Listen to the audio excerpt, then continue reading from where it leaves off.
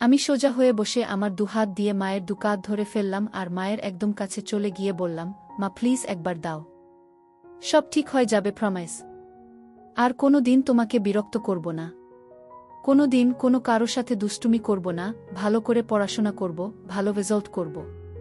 Please মা, please. আমি বলতে বলতে একটা হামি খেলাম আর বলতে থাকলাম, প্লিজ মা। মা গো, জাস্ট একবার প্লিজ। আর কিচ্ছু চাই না, শুধু একবার দাও। আমি অভ্রনীল, পুরো নাম অভ্রনীল ঘোষ চৌধুরী, মা ভালোবেসে রুদ্র বলে ডাকে, বয়স 18 বছর, এবং এটা আমার গল্প, বা বলা যেতে পারে আমার এবং আমার মায়ের গল্প। এটা একটা সত্যি ঘটনা, তাই আমি চাই যে আমার দর্শকরা পূর্ণ সত্যিটার সাথে পরিচিত হোক। আমার প্রতিটা অনুভূতি, আমার রস আস্বাদনের তৃপ্তি, সবটাই যাতে আমার দর্শকরা অনুভব করতে পারে। আমার মায়ের সাথে আপনাদের পরিচয় করিয়ে দিই। আমার মায়ের নাম শ্রীমতী জয়শ্রী ঘোষ চৌধুরী, বয়স 38 বৎসর। গায়ের রং শ্যামলা, কিন্তু ভারী মিষ্টি চেহারা, এবং তার থেকেও বেশি মিষ্টি ওনার হাসিটা। মায়ের মনটা ভারী সরল, তবে বুদ্ধি তীক্ষ্ণ। কিন্তু যত বুদ্ধি সব বাইরের জগতের ক্ষেত্রে। আমার বেলায় মায়ের শুধু সরলতা আর ইমোশন কাজ করে। আমার বাবা অনির্বাণ ঘোষ চৌধুরী একজন লেক এজেন্ট এবং কিছু অন্যান্য ব্যবসা করে। মাও কর্মরত। সব মিলিয়ে সংসারে কোনো রকম কোনো অভাব নেই। আমি স্কুলে পড়ি, বর্তমানে ক্লাস 9। বাড়িতে আমরা 3 জন ও আমার ঠাকুমা থাকি। ঠাকুমার বয়স 80 বছর। উনি বেশিরভাগ সময় ওনার রুমেই থাকেন এবং ঈশ্বর আরাধনায় নিজেকে মগ্ন রাখেন। আমার মায়ের প্রতি কোনো রকম কোনো দৃষ্টি শুরুতে আমার ছিল না। ছোটবেলায় সব ছেলেরা যে চোখে নিজের মাকে দেখে, আমিও সেভাবেই দেখতাম। কিন্তু আমার একটা বৈশিষ্ট্য ছোটবেলার থেকেই ছিল, মোটামুটি 12 বছর বয়স থেকে, সেটা হচ্ছে নেক ফিহেস, বা মহিলাদের গলার প্রতি এক অদ্ভুত আকর্ষণ। আর আমার মায়ের প্রতি আমার সূত্রপাত ঘটে আমার এই ফিহেসের দ্বারা। আমি শুরুতে ফেটিশ কি জিনিস জানতাম না, শুধু দেখতাম যে মহিলাদের গলা দেখতে অথবা ছুতে আমার খুব ভালো লাগত। সে বয়সে মহিলা বলতে তো শুধুমাত্র স্কুলের শিক্ষিকারা। মায়ের দিকে শুরুতে সেই দৃষ্টি পড়েনি। তখন শুধু স্কুল শিক্ষিকাদের গলা নানা বাহানায় স্পর্শ করতাম এবং তাতেই তৃপ্তি পেতাম। আস্তে আস্তে বয়স বাড়ল। বয়সের সাথে সাথে আমার পিপাসাও বাড়ল। কিন্তু নেক ফেটিশটা বা মহিলা গলার প্রতি লোভটা কিন্তু আমার রয়ে গেল। যখন আমার বয়স 18, তখন হঠাৎ একদিন আমার দৃষ্টিতে মা ধরা দিল। তখন গরমের ছুটি চলছিল। আমি বাড়িতে, বাবা বাইরে কাজে গেছেন, ঠাকুমা নিজের রুমে নিজের মনে আছেন এবং মায়েরও কোনো কারণে অফিস ছুটি, তাই মা ও বাড়িতে। সেদিন অসম্ভব গরম পড়েছিল আর আমরা সবাই গরমে ঘেমে একাকার। আমি ড্রয়িং রুমে বসে টিভি দেখছিলাম আর মা রান্নাঘরে কাজে ব্যস্ত ছিল। আমার পিপাসা পাওয়াতে গেলাম রান্নাঘরে জল খেতে। রান্নাঘরে গিয়ে দেখি মা মাটিতে বসে সবজি কাটছে। রান্নার লোক সেদিন আসেনি। রান্নাঘরে ফ্যান না থাকার জন্য মায়ের একেবারে নাজেহাল অবস্থা। পুরো শরীর ঘামে একেবারে ভিজে গেছে। তখনও আমার মনে মায়ের প্রতি কোনো পাপ চিন্তা ছিল না। আমি নির্বিকার মনে জল খাবার জন্য মায়ের পেছনে রাখা শেলফ থেকে জালের বোতল নেবার জন্য মায়ের পাশ দিয়ে মায়ের পেছনে চলে গেলাম। জলের বোতল নিয়ে আমি জল খেতে খেতে সামনের দিকে, মানে মায়ের দিকে ঘুরলাম। মা আমার ঠিক সামনে বসে সবজি কাটছিল আর আমি একদম মায়ের পেছনে। আমাদের রান্নাঘরটা ছোট। মায়ের কাছাকাছি দাঁড়ানো সত্ত্বেও এর আগেই কোনোদিন কোনো পাপ চিন্তা আমার মনে আসেনি। কিন্তু সেদিন জল খেতে খেতে হঠাৎ কি মনে হলো, একবার নিচে মায়ের দিকে তাকালাম। দেখে আমি আর থাকতে পারলাম না, অনুভব করলাম আমার ওটা দাঁড়িয়ে পড়েছে। সেদিনই তখন জীবনে প্রথমবার আমার মনে আমার মাকে নিয়ে লোভ জন্মালো। আমি ভাবতে থাকলাম, আমি আমার স্কুল শিক্ষিকাদের ক্ষেত্রে যেরকম বাহানা দিয়ে ওনাদের স্পর্শ করতাম, সেরকম একটা বাহানা করতে থাকলাম মনে মনে। এক সময় আমি মাকে বলে উঠলাম, মা, মা বল কি হয়েছে? মা তোমার গলায় কি একটা আছে? মা আমার গলায়? আমার গলায় আবার কি থাকবে? না মা, তোমার গলায় কি একটা লেগে আছে। মা, কই, বলে মা নিজের হাত দিয়ে একটু নিজের গলাটা পরিষ্কার করার চেষ্টা করল। এদিকে আমি তো নিজেকে সামলাতে পারছিলাম না। আমি বললাম, হয়নি মা, এখনো লেগে আছে। মা নিজের ঘামে ভেজা গলা আর ঘাড় হাত দিয়ে মুছতে মুছতে বলল, এখনো আছে? কি লেগে আছে রে? আমি দূর থেকে বুঝতে পারছি না। আমাকে তোমার গলার কাছে গিয়ে দেখতে হবে। মনে হয় পিঁপড়ে বা এমনি নোংরা। আমি তোমার গলার কাছে এসে দেখব মা, কি লেগে আছে। মা, আচ্ছা থাক লেগে। আমার গলায় কি লেগে আছে না আছে তোকে দেখতে হবে না। তুই পড়তে বসগে, যা। শুধু পড়ায় ফাঁকি দেয়া। সকাল থেকে তো পড়তেই বসলি না। আমার মনটা খারাপ হয়ে গেল। ভাবছিলাম এই সুযোগটা হাতছাড়া হয়ে গেল বুঝি। কিছু একটা করতে হবে। আমি বললাম, হ্যাঁ যাচ্ছি পড়তে, কিন্তু তোমার গলায় ওটা লেগেই থাকবে? দেখতে কেমন একটা লাগছে। মা, কি এমন লেগে আছে রে? কি? এই বলে মা আবার নিজের দুহাত দিয়ে নিজের গলাটা ভালো করে ম্যাসেজ করার মতো ডোলে পরিষ্কার করার চেষ্টা করল। আমি, উহু, এখনো লেগে আছে, যায়নি। আসলে তোমার গলাটা ঘামে ভিজে আছে তো তাই বোধহয় যাচ্ছে না। এদিকে আসলে মায়ের গলায় কিছু ছিলই না শুরু থেকে। মা তো আর সেটা জানত না, তাই মা আমার নাটক ও পাপ বুদ্ধিটাও বুঝতে পারছিল না। মা এবার খানিকটা বিরক্ত হয়েই বলল, দাঁড়া তো, আয়নায় গিয়ে দেখি। আমি ভাবলাম, যা সর্বনাশ! আয়নায় দেখলে তো মা বুঝে যাবে যে মায়ের গলাতে কিছু লেগে নেই আর আমার কার্যসিদ্ধি হবে না। সাথে সাথে আমি বলে উঠলাম, মা, আমি তোমার গলাটা পরিষ্কার করে দেব। তুমি আবার কেন উঠবে? মা, আচ্ছা ঠিক আছে দে, কিন্তু তাড়াতাড়ি করে পড়তে যা। কোনোরকম কোনো ফাঁকিবাজি না। আমি তো এই কথা শুনে মহা আনন্দে মনে মনে লাফাচ্ছি। আমি মায়ের একেবারে সামনে গিয়ে হাঁটু গেড়ে বসলাম। বললাম, দেখি মা, একটু গলাটা উঁচু করো, মানে একটু উপর দিকে তাকাও। মা আমার কথা মতন একটু মাথা উঁচু করল। আমার সামনে আমার মা তার গলাটা সমর্পণ করে দিল, ঠিক যেন একটি হরিণ নিজেকে একটি ক্ষুধার্ত সিংহের সামনে সমর্পণ করে দিচ্ছে। মায়ের গলায় কোনো তিল নেই, তবে দেখলাম মায়ের ডান ঘাড়ে একটা ছোট্ট বাদামি তিল আছে। গলার মাঝখান দিয়ে দুটো রেখা চলে গেছে পাশাপাশি, মানে দুটো গলার ভাঁজ আর কি। আমি কাপা কাপা হাতে মায়ের গলা স্পর্শ করলাম। প্রথমে আস্তে করে। ছুতেই অনুভব হলো যে মায়ের গলাটা কি নরম ও চামড়াটা কি মসৃণ। আমি আর থাকতে পারলাম না, আমার পুরো ডান হাত দিয়ে মায়ের গলাতে বোলাতে লাগলাম। এই সব কিছু কয়েক মিনিটের মধ্যে ঘটে গেল। মা বলল, কি রে হয়েছে? আমি, মা, আরেকটু মাথাটা উঁচু করো, তোমার গলার ভাঁজে আটকে গেছে। গলাটা পুরো স্ট্রেচ না হলে পরিষ্কার হচ্ছে না। এই শুনে মা নিজের মাথাটাকে আরও পেছন দিকে করার চেষ্টা করল। আমি মায়ের থুতনি ধরে আরেকটু উপর দিকে করে দিলাম, যাতে মায়ের গলাটা পুরোপুরি আমার সামনে মেলা থাকে। আমি তাকিয়ে একবার দেখে নিলাম যে মায়ের দৃষ্টি ওপরে ছাদের দিকে, মানে আমি সামনে। মায়ের গলা নিয়ে কি করছি মা দেখতে পারবে না। আমি বললাম, মা, আমি একটু তোমার গলার কাছে এসে ফু দিচ্ছি, যাতে তাড়াতাড়ি পরিষ্কার হয়ে যায়, ঠিক আছে? মা, আচ্ছা ঠিক আছে, যা করার তাড়াতাড়ি কর, আমার অনেক কাজ পড়ে আছে। আমি, হ্যাঁ মা, বলে একেবারে মায়ের গলার কাছে নিজের ঠোঁট নিয়ে গেলাম আর মৃদু ফু দিতে থাকলাম মায়ের সারা গলায়। একসময় থাকতে না পেরে মায়ের গলার একদম মাঝখানে একটা হালকা হামি দিয়ে ফেললাম। তারপর ভয় ভয় মায়ের দিকে তাকিয়ে দেখলাম একবার যে মা কিছু টের পেল কিনা। মা আমি কি করছি দেখতে না পেলেও আমার স্পর্শ তো অনুভব করতেই পারছিল। আমার ভয় হচ্ছিল যে মা নিজের গলায় আমার স্পর্শ অনুভব করে ফেলল কিনা, আমার হাতের স্পর্শ আর ঠোঁটের স্পর্শের মধ্যে তফাৎ ধরে ফেলল কিনা। কিন্তু দেখলাম যে না, মা কিছু বুঝতে পারেনি। আমারও সাহস বেড়ে গেল। মা হঠাৎ নিজের দুহাত দিয়ে আমাকে এক ঝাটকা দিয়ে দূরে ফেলে দিল। হঠাৎ ধাক্কা খেয়ে আমি পেছনে হেলে বসে পড়লাম ও নিজের সম্বিত ফিরে পেলাম।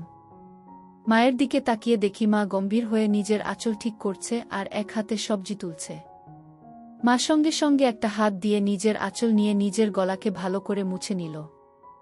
আমি খানিকটা ভয় পেয়ে বললাম, মা কি হলো? মা, কি হবে আবার? তুই পড়তে যা। আমি, না মানে তোমার গলা পরিষ্কার করছিলাম, তুমি হঠাৎ ধাক্কা দিলে। মা বড় বড় চোখে আমার দিকে তাকিয়ে একটু গম্ভীর হয়ে বলল, তোর পড়ায় ফাঁকি দেয়ার বাহানা কি আমি বুঝি না মনে করেছিস? সকাল থেকে এক লাইনও পারিসনি, যা পড়তে বস। আমি, কিন্তু তোমার গলাতে তো এখনো একটু লেগে আছে। মা, লেগে থাক আমার গলাতে যা খুশি, তোকে আমার গলার দিকে খেয়াল রাখতে হবে না। আমি একটু পরে স্নান করতে যাব, তখন এমনিতেই পরিষ্কার হয়ে যাবে। আমি একটু মনে মনে ভয় পেলাম। তাহলে কি মা বুঝে গেল আমার মনের পাপ? এই ভাবতে ভাবতে আমি আস্তে আস্তে মুখ নিচু করে চলে যেতে লাগলাম। তখনই মা আমার পেছন থেকে মিষ্টি গলায় বলে উঠল, কষ্ট পাস নে বাবা, আমি তো তোর ভালো জন্যই বলি। আমি বুঝি তোর বয়সে পড়তে ইচ্ছে না হওয়াটাই স্বাভাবিক, মন শুধু ফাঁকি দিতে চায়। কিন্তু বাবা, পড়াশোনা না করলে তো ভবিষ্যৎ অন্ধকার। আমার আর বুঝতে বাকি রইল না যে আমার অতীব সরল মা আমার মনের ভেতর কি পাপ চলছে তা একটুকুও বুঝতে পারেনি। আমি নিশ্চিন্ত হয়ে বললাম, মা সরি, তুমি চিন্তা করো না, আমি ভালো করে পড়াশোনা করব। আমার কথা শুনে মায়ের মুখে একটা মিষ্টি হাসি ফুটে উঠল আর আমিও রান্নাঘর থেকে চলে গেলাম। অল্পটুকু স্বাদ পাওয়ার পর থেকে আমার মন পাপ চিন্তায় ভরে উঠল। যেই মহিলাকে আমি এতদিন শুধু মা হিসেবে পুজো করে এসেছি, সেই মহিলা, সেই নারী এখন আমার কাছে একটা তৃপ্তির দেহ মাত্র, যেটা দিয়ে আমার বাসনার পিপাসা তৃপ্ত মিটাতে পারব। আমার মন তৎপর হয়ে উঠল। মা শব্দটা আমার কাছে একটি দারুণ অনুভূতির শব্দ হয়ে উঠল। আমার হঠাৎ মায়ের বলা কথাটা মনে পড়ল। মা স্নান করতে যাবে। হঠাৎ দেখি মা জল ভরা বালতি নিয়ে আমার রুমে এসে হাজির। বুঝলাম কাজের মাসি আসেনি, তাই মাকেই ঘর মুছতে হচ্ছে। মা বলল, এই যে, হয় ঘরের বাইরে যা, নয় খাটের উপর পা উঠিয়ে বস, ঘর মুছব। আর খবরদার বলে দিচ্ছি, যতক্ষণ না ঘর শুকোচ্ছে মাটিতে পা ফেলবি না, ঠিক আছে? আমি সজোরে মাথা নাড়িয়ে আমার সম্মতি জানালাম এবং তাড়াতাড়ি খাটে উঠে ইঙ্গিত দিলাম যে আমি রুমেই থাকছি। মা নিজের শাড়ির আঁচল কোমরে গুজে হাঁটু গেড়ে বসে পড়ল এবং নিজের মতো ঘর মোছা শুরু করল। আমার খাটে সব সময় একটা পড়ার বই খোলাই থাকে, তখনও ছিল, আর ওটাই আমাকে তখন বাঁচালো, নয়তো আবার পড়াশোনায় ফাঁকি দেওয়ার জন্য মায়ের বকুনি খেতে হতো। আমি বইটা নিয়ে পড়ার ভান করতে লাগলাম। কয়েক সেকেন্ড পর একবার আর চোখে মায়ের দিকে তাকালাম। তাকিয়ে যা দেখলাম তাতে আমার চক্ষু ছানাবড়া হয়ে গেল। ঘরে ফ্যান চলা সত্ত্বেও মা তখনও ঘামছে। সারা শরীর ঘামে ভেজা। আমি লক্ষ্য করলাম ঘামের বিন্দুগুলো মায়ের কপাল থেকে আস্তে আস্তে নেমে যেতে থাকল। একটু পরেই মায়ের ঘর মোছা হয়ে যাবে আর মা ছাদে যাবে কাপড় মেলতে।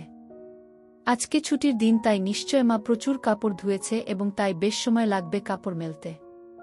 ঠাকুমাকে নিয়ে চিন্তা নেই, উনি শুধুমাত্র সন্ধে বেলা একটু ঘর থেকে বেরোন। এই দুপুরের সময়টায় উনি নিজের ঘরেই থাকেন। আমি অপেক্ষা করতে থাকলাম কখন মা ছাদে যায়। এক সময় মা হাঁক পারল, রুদ্র, আমি ছাদে যাচ্ছি, ঘরের দিকে নজর রাখিস। ঠাকুমা কানে শোনে না, তাই ঘর ফাঁকা হলে কাউকে ঘরের খেয়াল রাখতে হয়। যাই হোক, আমি যেই সুযোগের অপেক্ষায় ছিলাম সেটা পেয়ে গেলাম। আমার পকেট স্ক্রুড্রাইভার আর পকেট হাতুড়ি নিয়ে আমি চললাম মায়ের বেডরুমের দিকে। মায়ের বাথরুমের দরজাটাকে দুপাশ থেকেই ভালো করে পর্যবেক্ষণ করলাম। প্রথমবারে কোনো ফুটো পেলাম না। মনটা একটু খারাপ হলো। এই ভারী কাঠের দরজায় তো আর এই পলকা দিয়ে এত কম সময় নতুন করে ফুটো করা যাবে না। কিন্তু আমি আবার বিশ্বাস নিয়ে খোঁজ শুরু করলাম। অবশেষে দেখলাম যে দরজার ভেতর দিক থেকে একটা ছিদ্র শুরু হয়েছে, কিন্তু সেটা এখনো এপার ওপার হয়নি। আমি সঙ্গে সঙ্গে আমার হাতিয়ার দিয়ে ফুটোটাকে বড় এবং সম্পূর্ণ করতে লেগে গেলাম। সফল হওয়ার পর ফুটো দিয়ে দেখলাম যে পুরো বাথরুমের ভেতরটাই পরিষ্কার দেখা যাচ্ছে। আমি আনন্দে আত্মহারা হয়ে উঠলাম। আমি মায়ের বেডরুম থেকে যাওয়ার আগে ফুটোটাকে সাময়িকভাবে একটা ছোট্ট কাঠের টুকরো দিয়ে বন্ধ করে আসলাম, যাতে মায়ের সন্দেহ না হয়। এরপর অপেক্ষা করতে থাকলাম কখন মা স্নানে যায়। এক সময় মা ছাদ থেকে আসলো এবং আমি স্নানে গেলাম বলে সোজা বেডরুমে চলে গেল। মা নিজের বেডরুমের দরজা ভেতর থেকে বন্ধ করতে যাচ্ছিল, তখন আমি বিপদ দেখে বলে উঠলাম, মা, রুমের দরজা বন্ধ করো না, যদি আমার কিছু লাগে। মা, আমাদের রুমে আবার তোর কি কাজ? আমি, না মানে, দরকার তো পড়তেই পারে। তোমারও তো দরকার পড়তে পারে।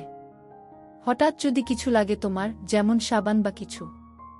কখন কি দরকার পড়ে কেউ বলতে পারে। বাথরুমের দরজা তো আর খোলা রাখতে বলছি না, রুমের দরজাটাকে খোলা রাখতে বলছি। আমি খানিকটা ঠাট্টা করে বললাম। মা, হ্যাঁ ঠিক আছে, তোকে অত পাকামো করতে হবে না। খোলা রাখছি রুম। বাড়ির দিকে খেয়াল রাখিস। আমি গেলাম স্নানে। আচ্ছা মা।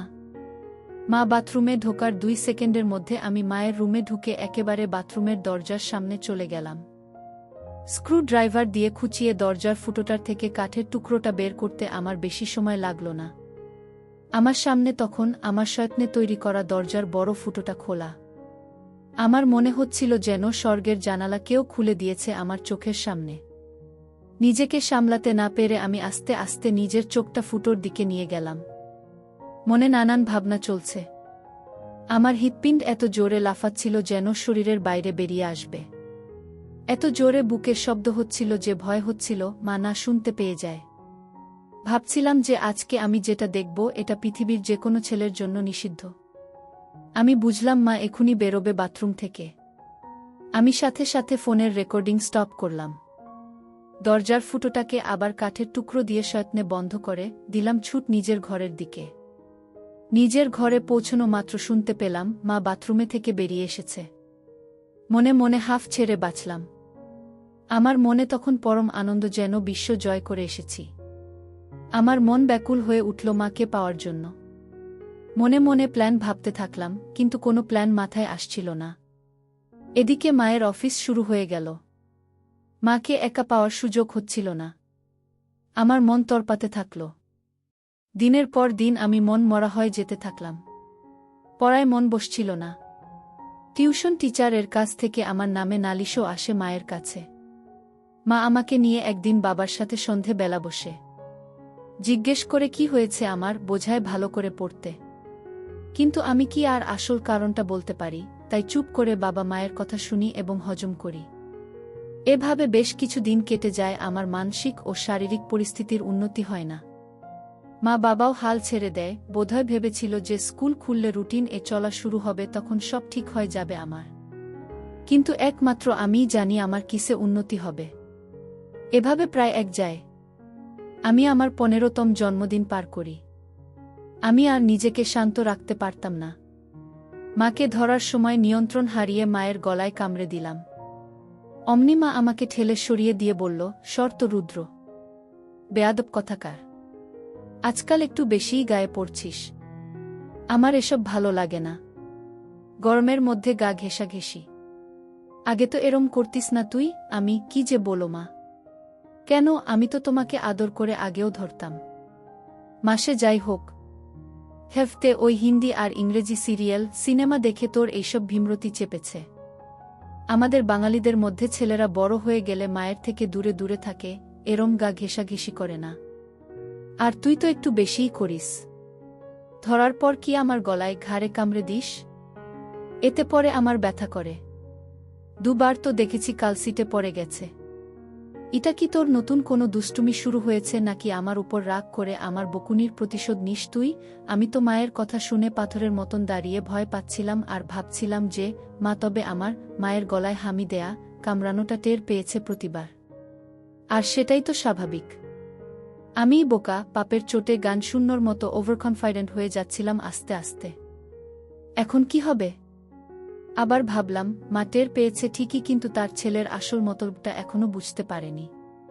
এটা ভাবা মাত্র আমার মনে একটু সাহস আসলো। আমি বললাম, কি যে বলো মা তুমি। এটাতে আমার আবার কি দুষ্টুমি?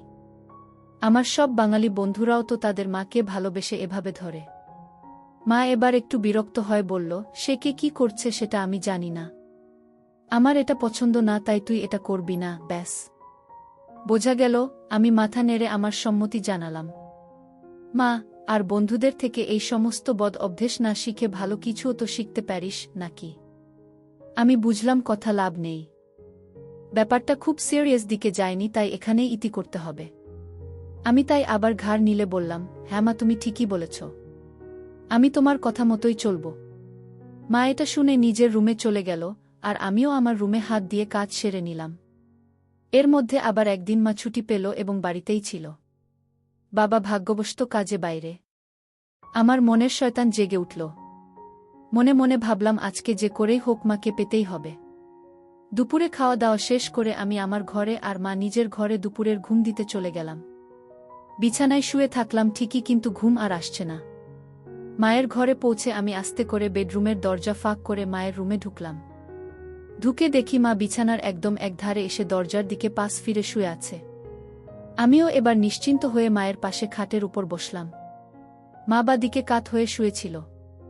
আমি এবার সাহস করে মায়ের গলার একদম কাছে চলে গেলাম। কিন্তু বিপদ ঘটল তারপরেই। মায়ের ঘুম সাথে সাথে ভেঙে গেল, আর মা আমাকে ধাক্কা মেরে ফেলে বিছানায় উঠে বসল। মা, কি রে বাবা, তুই কি করছিলিস আমার কাছে এসে? আমি আমতা করতে করতে বললাম, কই মা, কিছু না তো।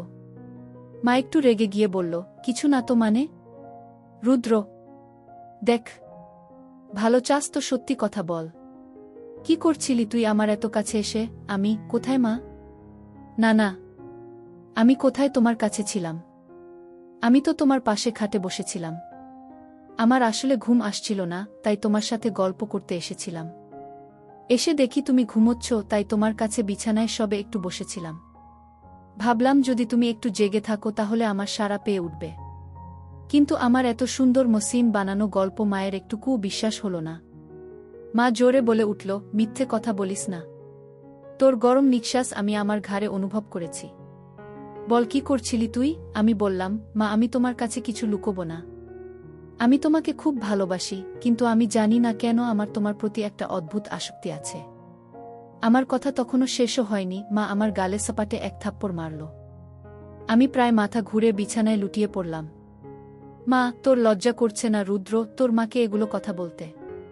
আমি তোর মা, তোকে জন্ম দিয়েছি। মা মানে বুঝিস জানোয়ার? হায় ভগবান, এগুলো কথা তো আমি তোর বাবাকেও বলতে পারবো না। তোর বাবা তো আর তোকে মারতে পারবে না, নিজেই হয়তো মরে যাবে। আমি কাঁদতে কাঁদতে বললাম, মা, আমাকে ক্ষমা করে দাও, কিন্তু তোমাকে না পেলে আমার জীবন বৃথা। আমি জানি না কেন সব সময় শুধু তোমার কামনা আমার মন জুড়ে থাকে। আমার পড়ায় মন বসছে না, রেজাল্ট খারাপ হচ্ছে, এমনকি আমার শরীর ভালো নেই। তুমি তো সবই জানো মা। বিশ্বাস করো, আমি অনেক চেষ্টা করেছি, কিন্তু কিছুতেই তোমাকে পাওয়ার ইচ্ছেটাকে মন থেকে বের করতে পারিনি। আমি সাইকিয়াট্রিস্টের কাছেও গিয়েছি, কিন্তু তাদের কাছেও এর কোনো ট্রিটমেন্ট নেই। আমার অন্য কোনো মেয়েকে দেখলে এমন অনুভূতি হয় না যেমন তোমাকে দেখলে হয়। আমি কি করব বলো মা? মা, থাম রুদ্র, থাম। দোহাই তোকে, তুই চুপ কর। আমার কান আর নিতে পারছে না। আমি চুপ করে নিচের দিকে তাকিয়ে থাকলাম। খানিকক্ষণ পর মাকে একটু শান্ত দেখলাম। বলল, রুদ্র বাবা, শোনো, এটা হয়তো একটা বয়সের প্রবলেম। তুই চেষ্টা কর, দেখবি সময়ের সাথে ঠিক হয়ে যাবে। আমি সাহস করে বললাম, না মা, আমার তোমার প্রতি বাসনা ততদিন কমবে না যতদিন না আমি তোমাকে পুরোপুরিভাবে পাব। মা, তুই একটু বড় হয় যা, তোকে তাড়াতাড়ি বিয়ে দিয়ে দেব। কেন এই বুড়ি মায়ের পেছনে পড়েছিস বাবা? আমার মনে হলো এইবার বোধহয় মায়ের মাতিসুল ভাব জেগে উঠেছে। যেটা চায় যে তার সন্তান সব সময় সুখে থাকে, ভালো থাক। আমি ভাবলাম আমাকে মায়ের এই মনের ভাবকে কাজে লাগাতেই হবে। এই আমার অন্তিম সুযোগ। আমি সাথে সাথে মায়ের পা ধরে বললাম, মা, আমাকে একবার তোমার সাথে দাও। আমার আর এই জ্বালা সহ্য হচ্ছে না মা। মা প্লিজ। মা অল্প অল্প কাঁদতে কাঁদতে বলল, বাবা, এ হয় না। আমি তোর জন্মদাত্রী মা। তুই এখন ছোট, তাই তুই কি চাইছিস সেটা বুঝতে পারছিস না। এটা হয় না বাবা, প্লিজ বোঝ। আমি খেয়াল করলাম যে মায়ের মুখে আর রাগের কোনো চিহ্ন নেই। মা পুরো ইমোশনাল হয়ে আছে। আমি মনে মনে ভাবলাম, এখনই খেলতে হবে। আমি সোজা হয়ে বসে আমার দুহাত দিয়ে মায়ের দুকাত ধরে ফেললাম আর মায়ের একদম কাছে চলে গিয়ে বললাম, মা প্লিজ একবার দাও। সব ঠিক হয়ে যাবে, প্রমিস। আর কোনো দিন তোমাকে বিরক্ত করব না। কোনো দিন কোনো কারো সাথে দুষ্টুমি করব না, ভালো করে পড়াশোনা করব, ভালো রেজাল্ট করব। প্লিজ মা, প্লিজ। আমি বলতে বলতে একটা হামি খেলাম আর বলতে থাকলাম, প্লিজ মা। মা গো, জাস্ট একবার প্লিজ। আর কিচ্ছু চাই না, শুধু একবার দাও। মা হঠাৎ একটা চিৎকার করে উঠল। আমি ভয় পেয়ে মায়ের মুখ আমার হাত দিয়ে চেপে ধরলাম আর মাকে বিছানায় ফেলে মায়ের উপর চেপে বসলাম। মায়ের বোধহয় দম আটকে যাচ্ছিল, আমাকে ইশারা করে বলল যে হাত সরাতে। আমি আস্তে করে হাত সরালাম। দেখি মা কিছু বলছে না, শুধু চুপ করে ছাদের দিকে তাকিয়ে আছে। আমি মন্ত্রের মতো শুধু বলে যাচ্ছি, মা প্লিজ। এক সময় মা বলে উঠল, রুদ্র, তুই কি কোনোভাবেই মানবি না? আমি, না মা, তোমাকে আমার চাই চাই। মা প্লিজ রাজি হয়ে যাও, প্লিজ। বোধহয় মা বুঝতে পেরেছিল যে আমি কিছুতেই মানবার পাত্র নই।